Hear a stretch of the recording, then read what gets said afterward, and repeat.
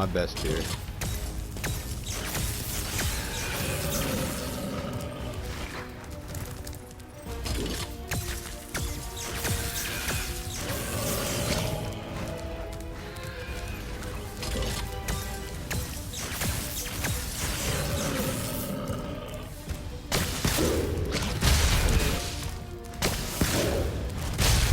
Two more hits.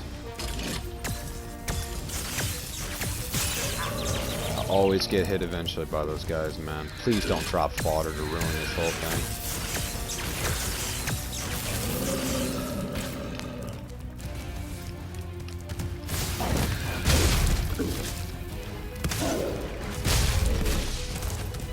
Please do not drop fodder to ruin this whole thing.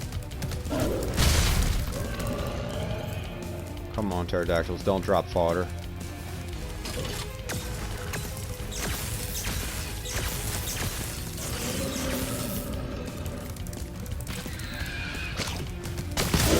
Get out of here. Let's go.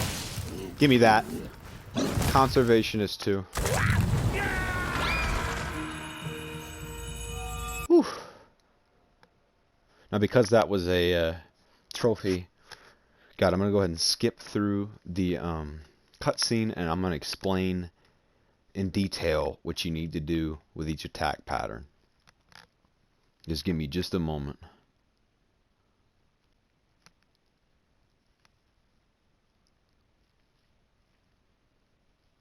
I want to go ahead and demonstrate it, and I want to explain it.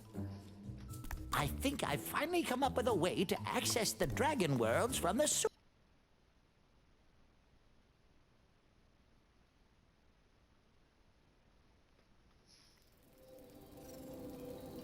Okay, so what you want to do in the gulp fight. Now, I did explain it a little bit in the beginning. You saw me have several failed attempts, and you saw me complete it successfully. Okay, now I'm going to explain it after.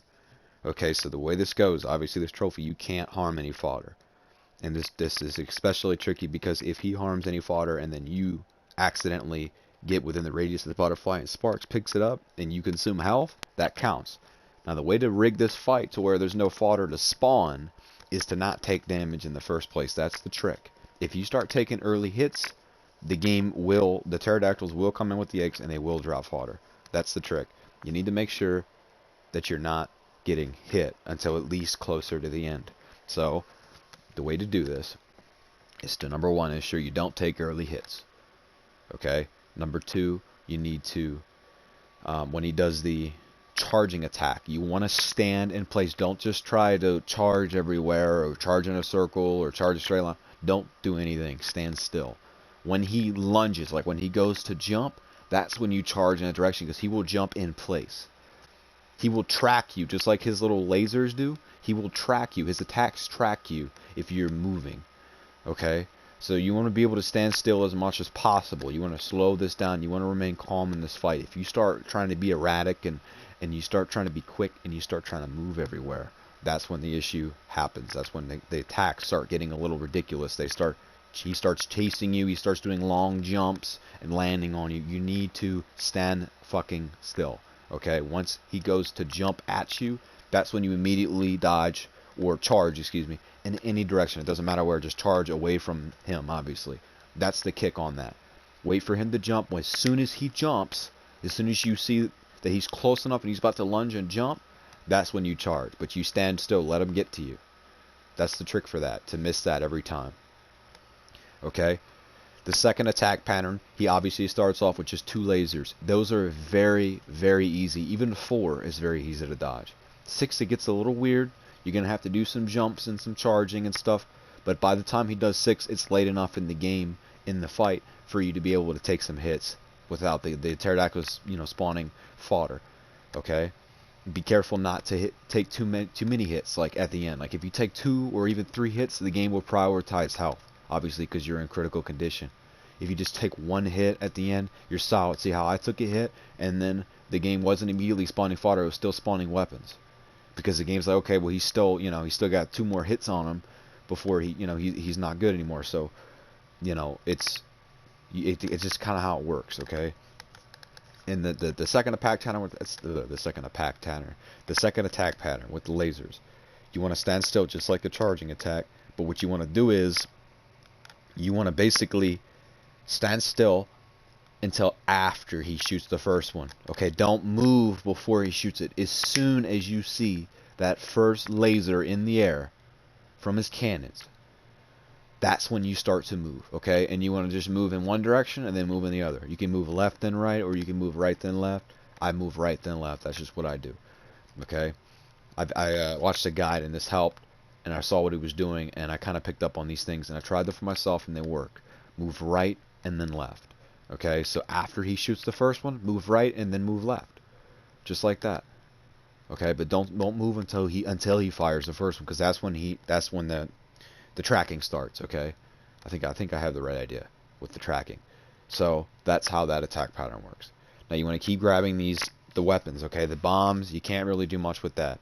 If you see a rocket and then any other weapon at all, you want to save the rocket, okay? If you see a rocket and then one of those like metal barrels, swallow the rocket, like get it in your mouth, and then like pick up the rocket and then headbutt the barrel. Keep the rocket until after he's taken his hit and he's done his little hit. You know, he smacks the ground, try to destroy everything. Then shoot the rocket. Now you get 2 hits.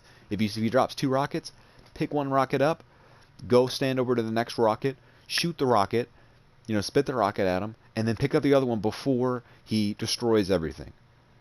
You know, for the next wave of weapons. That's how you get 2 hits for the price of 1. You see what I'm saying? That's a good tip. To maximize your damage so that you can kill him as quickly as possible. The idea is to deplete his health as quickly as possible without getting hits early. You don't want to take hits early. Okay? You follow these steps, okay? You make sure that whenever you see the combination of weapons that benefit you, take advantage of it. If you see 2 rockets, make sure you're able to get both off before he does any damage to them. If you see a rocket and a barrel, get the rocket in your mouth and then go over and headbutt with square, headbutt the barrel into him, make sure he gets a hit, and then shoot the rocket at him after he does the animation where, you know, he obviously throws a tantrum and takes a hit and slams down. Then shoot another rocket and make sure you're not missing. Okay? Take full advantage of the arsenal of weapons that the game spawns you. Okay? Make sure you don't take hits. These are early attack patterns. Take advantage of the game. This boss battle is actually easy in the beginning. His attack patterns are weak. It's a simple wait and then hold square in any direction. And then it's wait, right, left. It's easy. Those first 2 attack patterns are extremely easy. And by the time you get to the ones that start to get more difficult, by then, you're allowed to take a hit. 2 at the most. But make sure you're depleting his health quickly and you kill him quickly before you take too many hits. Okay? This is the tips that I have for you. This is my successful attempt at this trophy. I hope this helped. This has been Conservationist 2's gold trophy. I looked at the PS4, less than 10% of people. It means less than 1 in 10 people have this trophy. Okay? You see what I'm saying? Like about 9 out of 100 people who own this game have this trophy. So it's pretty rare, you know, it's 9 point something %.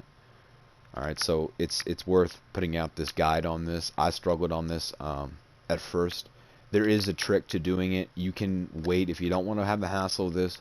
You can wait until after you fully complete the game. Note, you have to fully complete the game, not just finish the story. You have to get all the treasure, and you have to get all of the orbs available in each level, including the flying levels, where there tends to be one of them in those. You have to get all of those things. You don't have to get all the skill points, but you gotta get all those things, and you'll unlock a cheat, in essence, sort of. You'll unlock permanent fireballs, okay, that power up. So that you'll be able to just replay this by going to the guidebook, like so, and going over to Autumn Plains and scrolling down the Gulp's Overlook, and you can replay this. See that? And you can replay it right there. So that's the trick that I have for you. I hope this helped. This has been the guide for Conservationist 2. Please leave a like if you liked it. Drop a sub. I plan to do full 100% walkthroughs for all 3 Spyros, so stay tuned for more content.